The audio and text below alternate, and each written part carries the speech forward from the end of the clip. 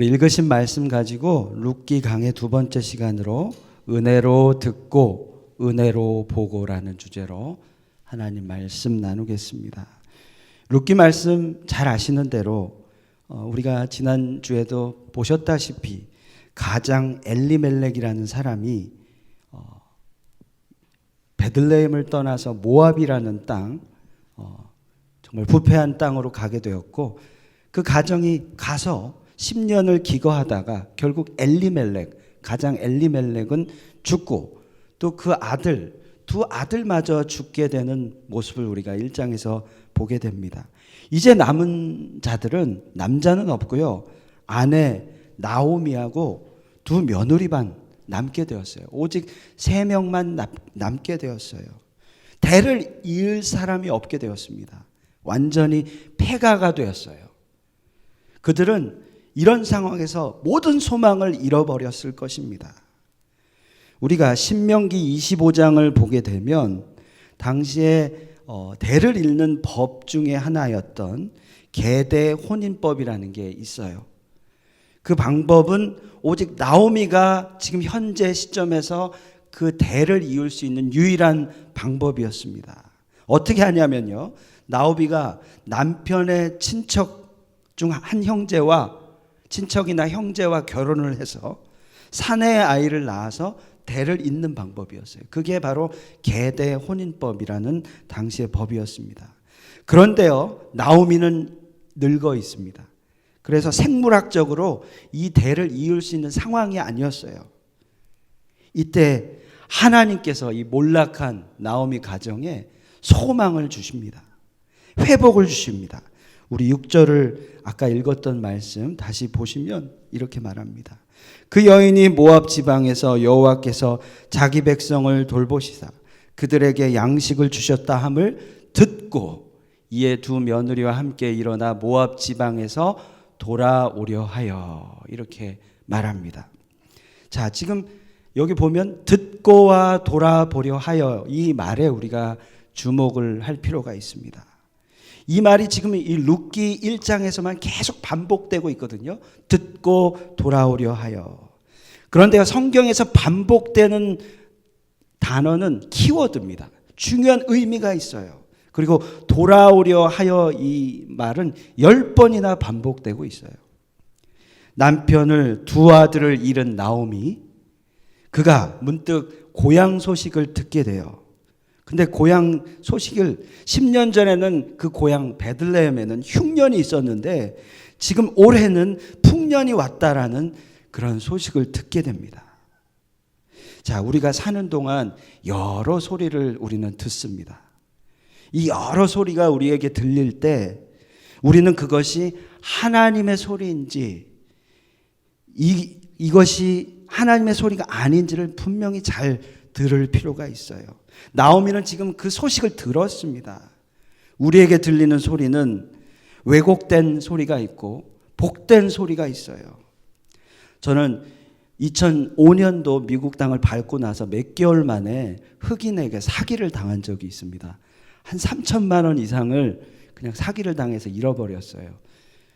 그 사람이 자기 좀 차를 태워달라고 얘기하면서 자기가 어떤 회사에서 사고를 당하게 됐는데 보험료를 받게 되었다라는 거예요. 근데 자기네 나라로 이 돈을 가지고 갈 수가 없대요. 사우스 아프리카인가 그 나라가 자기 나라인데, 그러면서 이 돈을 다 도네이션 하고 싶다라는 거예요. 근데 보니까 100만 불이 넘어요. 그 편지를 보니까.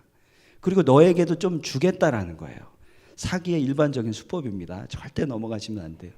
저는 그때 학비를 마련했어야 하고 생활비를 마련했어야 하고, 저희 아내는 또 다른 문제로 한국에 잠깐 가 있는 상태였어요. 예. 좋게 얘기하면 순진한 상태였죠. 그러니까 뭐 학비를 다 받을 수 있다는 생각에 제가 그 소리에 혹했어요. 그리고 어떻게 됐겠습니까? 결국 너와 나와의 신뢰가 필요하다 하면서 너의 돈을 일부를 나에게 주라, 이런 식으로 또 이렇게 야비하게 나왔습니다. 그때도 저는 의심이 없었어요. 그리고 통장에 유일하게 있던 몇천 불 중에 한 3천 불을 이렇게 줬더니 그냥 도망가 버렸어요. 디테일하게 설명을 하면 더 그럴싸한데 아무튼 그렇게 제가 당했습니다. 저는 세상의 소리를 들었어요. 그 유혹의 목소리에 넘어갔어요. 우리에게는 여러 가지 음성이 우리의 삶에 있습니다. 근데 복 있는 사람은 좋은 소리, 하나님의 소리를 잘 듣는 자입니다. 은혜를 입은 사람은요, 이 좋은 소리, 하나님의 소리를 놓치지 않습니다. 지금 나오미가 그래요. 똑같은 소리를 우리에게 똑같은 소리가 들려오는데 어떤 이는 하나님의 인도를 놓쳐버리고요, 어떤 이는 그 인도를 받게 됩니다. 그래서 삶의 향방이 바뀌게 돼요. 그 목소리, 그 소리 하나 때문에. 하나님이 우리를 인도하실 때는 먼저 하나님께서 우리에게 소리를 들려주셔요. 음성을 들려주십니다. 우리 열왕기하 보면 5장에 보면 나아만 장군이 나와요. 군대 장관 나아만. 그 열왕기하 5장에 보면 그에 대해서 소개를 하는데 그는 존귀한 자였다. 용사였다. 그리고 그를 통해서 하나님은 아람을 구원하신 자라. 이렇게 소개합니다. 그런데 그 나아만 장군은 나병 환자였습니다. 그는 이 하나님을 존귀하게 여기는 자였지만 나병 환자였기 때문에 이 병이 낫기 위해 아마 돈도 썼을 것이고 신통력 있는 사람도 찾아다녔을 것입니다. 그런데 백약이 무익했습니다. 아무 방법이 없었어요. 그런데 어느 날 아내를 수종드는 한 소녀의 이야기를 듣습니다. 고향에, 그 소녀의 고향에 한 선지자가 있는데 그 선지자가 주인님의 병을 낫게 할 것이다 라는 이야기였어요. 근데 나아만은요, 이 소리를 무시하지 않았습니다. 그 소리를 들었습니다. 그리고 그 아이가 말한 선지자를 찾아갔어요. 이렇게 하나님은 나아만에게 말씀하신 것처럼 당신의 음성을 하나님의 종들에게 들려주십니다. 그게 바로 하나님의 방법이라는 거예요. 우리에게 수많은 정보가 우리에게는 지금도 오고 있습니다. 그때 우리 모두가 하나님의 음성을 분별하고 듣는 귀가 열리기를 축복합니다. 아멘. 때론 우리에게 잘못된 소리가 들려올 때가 있어요. 아담이 그랬습니다. 아담은 하나님의 음성을 듣지 못했어요. 그리고 누구의 음성을 들었나요? 뱀의 유혹의 음성을 아내를 통해 들었어요.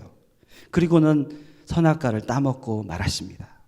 엘리멜렉 가족이 10년간 산 그곳은 모압 지방이었어요. 모압 지방의 상징은 뱀이었습니다. 뱀. 엘리멜렉이 고향을 떠날 때 그는 무슨 소리를 들었냐? 모압의 소리를 들었습니다. 뱀의 소리를 들었어요. 그런데 지금 아내 나오미는 하나님이 들려주시는 소리를 듣고 있습니다. 하나님의 감춰진 소리를 들었어요. 자, 우리가 신앙생활 하면서 문제는 다른 게 문제가 아닙니다. 우리 믿는 자가, 그리고 교회가 문제는 뭐냐면 하나님의 음성을 듣지 못하고 세상의 음성을 듣고 있는 게 문제라는 거예요. 분별력이 없다라는 거예요. 하나님의 음성은 무엇입니까? 교회를 향해, 우리를 향한 하나님의 음성은 영원 사랑의 음성이에요. 반면에 세상의 음성, 사단의 음성은 뭘까요? 세속주의, 물질주의, 성공주의의 음성입니다.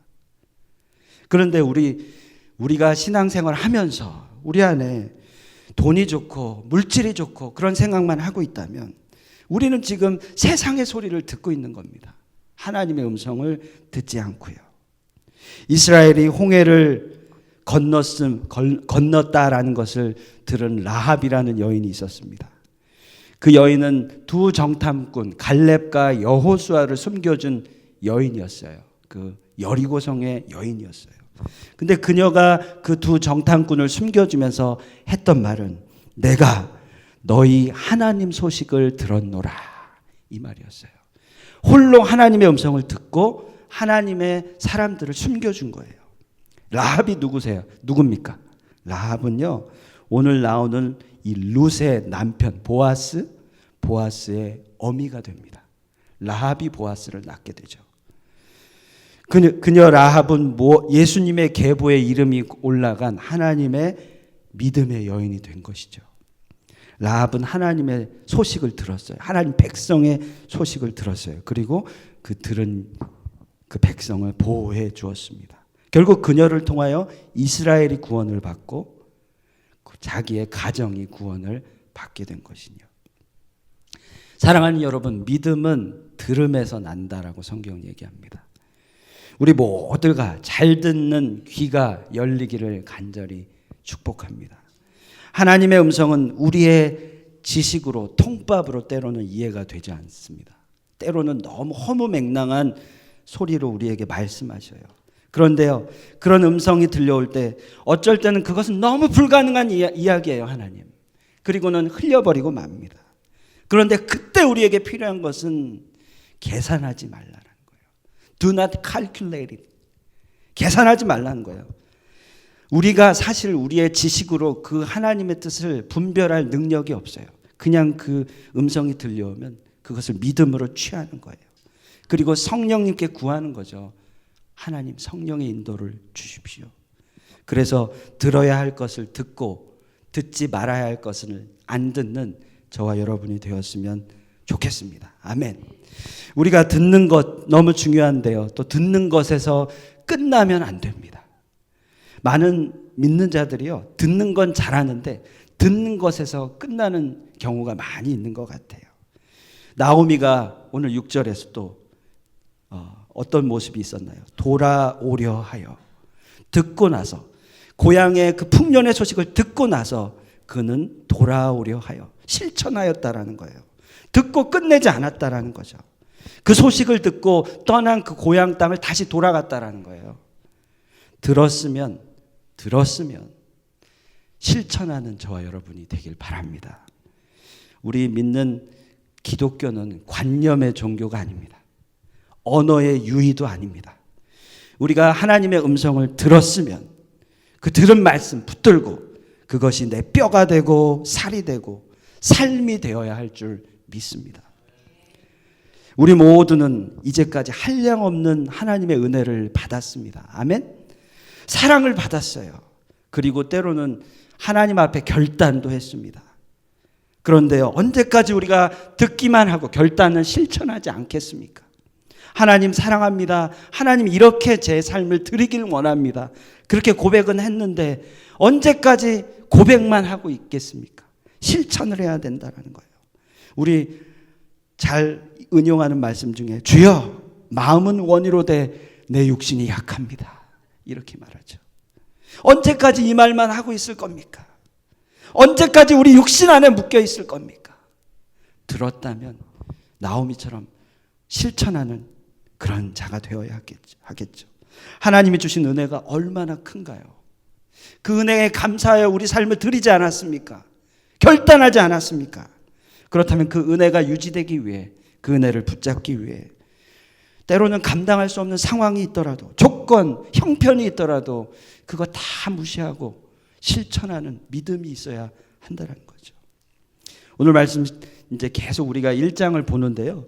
7절을 보면 나오미와 두 며느리 오르바와 룻이 이제 등장을 하는데요. 그들이 이제 세 명의 여인이 모압 땅을 나오게 되었다는 거 우리가 봤습니다. 그 1장 8절에서 14절을 보시면 나오미는 두 며느리에게 이제 내가 베들레헴 내 고향 땅으로 가야 되니까 너희들은 집으로 돌아가라. 너희 가정으로 돌아가라. 이렇게 얘기합니다. 그런데 여기서 룻은요, 오르바는 그래서 고향 땅으로 돌아가는데 모압으로 돌아가는데 룻은 끝까지 시어머니 나오미를 쫓아가는 것을 우리가 볼 수 있습니다. 자, 이것을 보면서 우리는 룻은 참 효녀 며느리다 이런 생각할 수 있어요. 맞습니다. 그런데요, 우리가 이 1장을 보면서 룻은 참 효녀구나, 여기서만 머무르면 안 됩니다. 솔직히 시월드가 편한 사람이 어디 있습니까? 근데 룻은 시어머니를 쫓아갔어요. 야, 정말 효녀네. 그래서 이 말씀을 가지고 5월달 가정의 달에 참 효녀 며느리 룻으로 설교에만 우리가 그 것에만 이해를 하면 안 되겠습니다. 여기에는 영적인 뜻이 있어요. 개념이 있어요. 숨겨진 뜻이 있습니다. 그 영적인 뜻, 그 비밀은 오르바와 룻의 행동의 차이를 통해서 우리가 발견할 수 있습니다.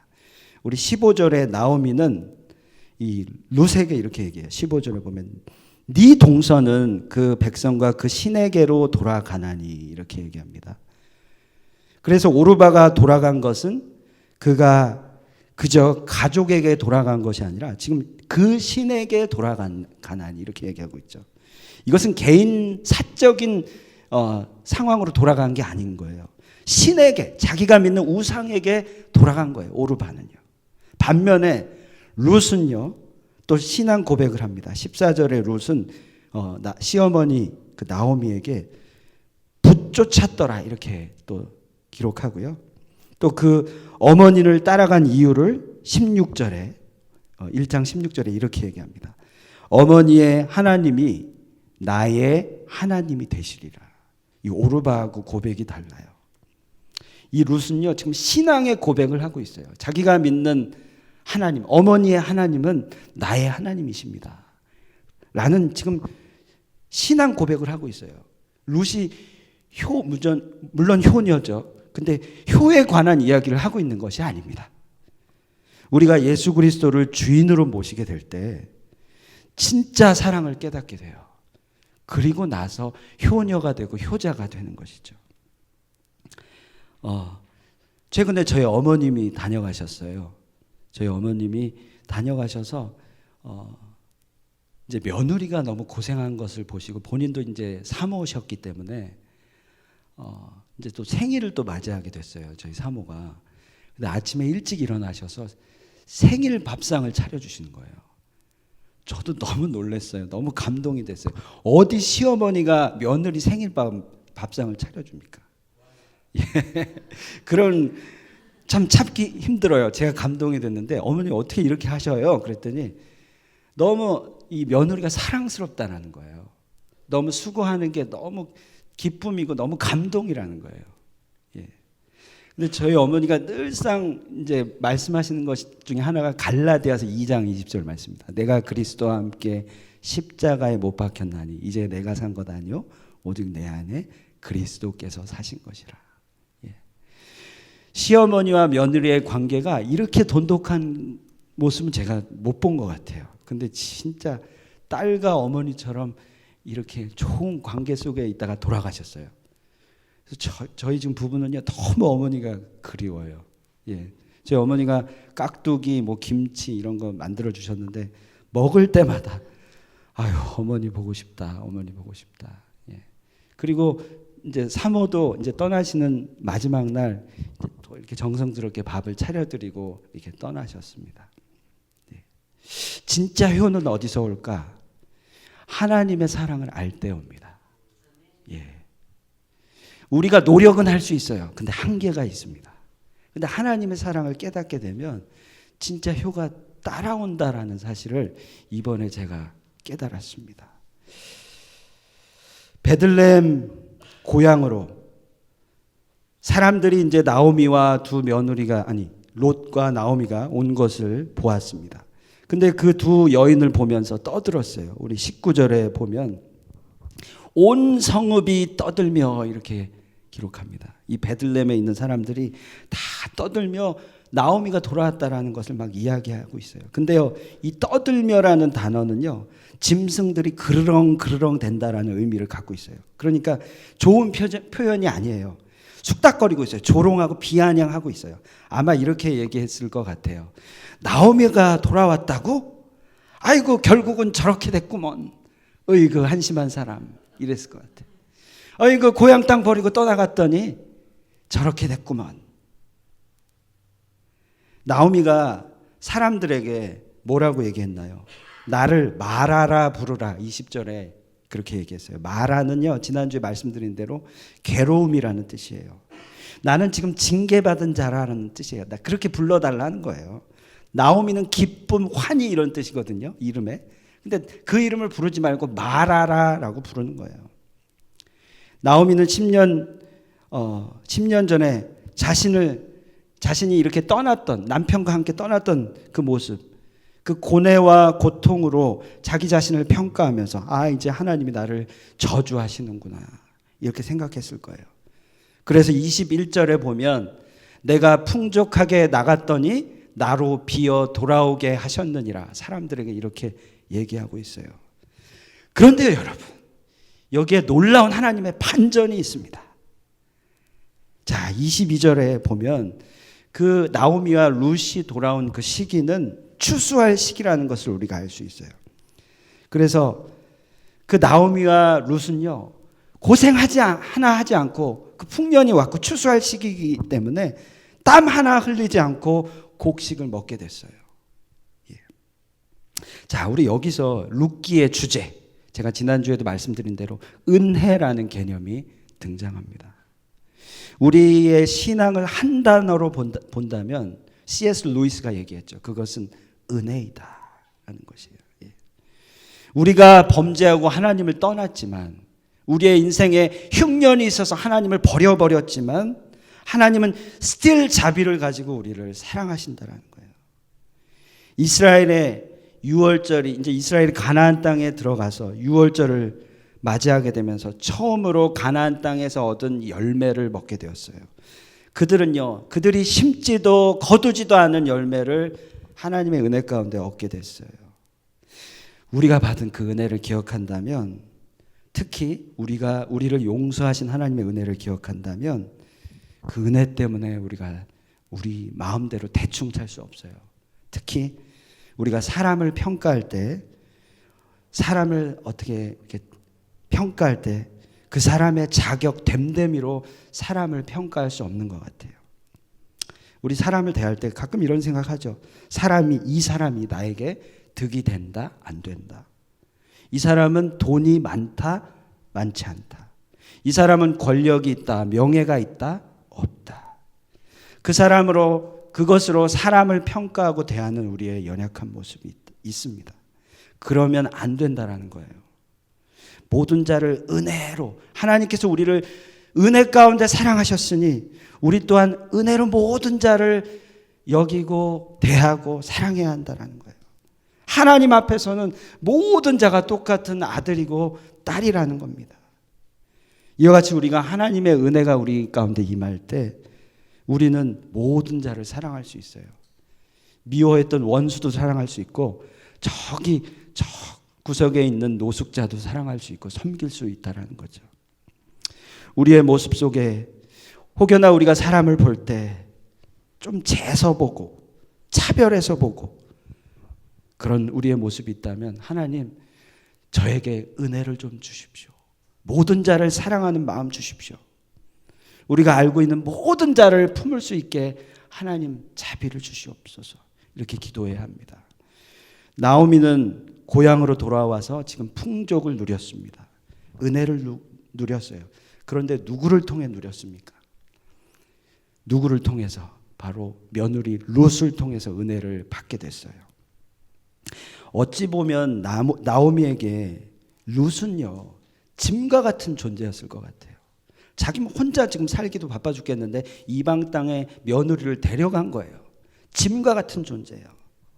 그런데요, 지금 이 나오미는 룻을 통해서, 여러분 뒷부분 아시죠? 룻을 통해서 노년을 보장받는 그런 축복을 얻게 되었어요. 짐과 같은 며느리가 그 연약한 그 며느리를 통하여 노년을 보장받게 됐어요. 우리 주변에도 사람들이 많이 있습니다. 이런 생각할 수 있어요. 얘는 좀 나의 삶에서 사라졌으면 좋겠어. 좀 내 삶에서 좀 없어졌으면 좋겠어. 이런 생각 할 수 있는데요. 그 사람을 통해서, 그 사람을 섬기고 품음을 통해서 하나님의 은혜가 우리 가운데 온다라는 거예요. 우리는 사람을 볼 때 어떤 수단이나 조건으로 보지 말아야 합니다. 한국 교회가 자꾸 성도를 수단이나 조건으로 보게 되었어요. 그래서 은혜가 사라지게 되었어요. 수단이나 조건으로 보니까 사람을 어떤 툴로 보게 된 거예요. 그러니까 교회 안에 은혜가 사라진 거죠. 물질주의, 우리가 지금 갖고 있는, 우리가 직면한 물질주의는 그게 가져온 것은 수단입니다. 수단이 뭔가요? 바로 돈이라는 거예요. 우리나라가 경제 발전을 해서 10대국에 올라갔는데 우리나라에 지금 팽배한 것이 물질주의, 돈이 목적이 되었다라는 겁니다. 저는 차라리 우리나라가 좀 덜 발전되더라도 이 돈이 수단이 되는 것이 아니라 약한 자를 사랑하는 우리나라가 되기를 기도합니다.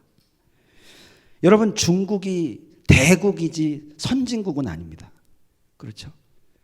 예, 돈이 수단이 되었기 때문에 중국은 대국이라는 얘기는 해요. 선진국은 아니에요. 우리나라가 진짜 선진국이 되기 위해서 하나님의 은혜가 우리 가운데 임해야 한다라는 것이죠. 예. 복음을 깨달아야 된다는 거죠. 물질주의로 돈이 수단이 되는 것이 아니라 복음을 깨달을 때 은혜를 알게 되고 그 은혜가 있을 때 사람을 사랑할 수 있다는 거죠. 인류는 이 가련한 롯 한 사람을 통해서 구원을 얻게 되었어요. 그러니까 이 가련한 한 사람이 중요한 거예요. 약자 한 사람이 중요한 거예요. 약자 한 사람을 소홀히 여기지 말아야 된다는 거죠. 이것은 단순한 휴머니즘이 아닙니다. 불쌍히 여기는 것. 휴머니즘이 아니에요. 하나님이 이 연약한 한 사람 한 사람을 얼마나 소중히 여기는지를 우리가 알아. 그게 복음이라는 거예요. 룻이 그만큼 중요하다라는 거예요. 나오미에게 룻은 너무나도 소중한 존재가 되었어요. 얼마나 인간을 사랑하고 대우하는가가 바로 우리 신앙의 성숙도인 줄 믿습니다. 아랫사람들, 약자들, 부족한 자들에게 잘하는 자가 진짜 크리스찬인 줄 믿습니다. 진짜 은혜를 아는 자예요.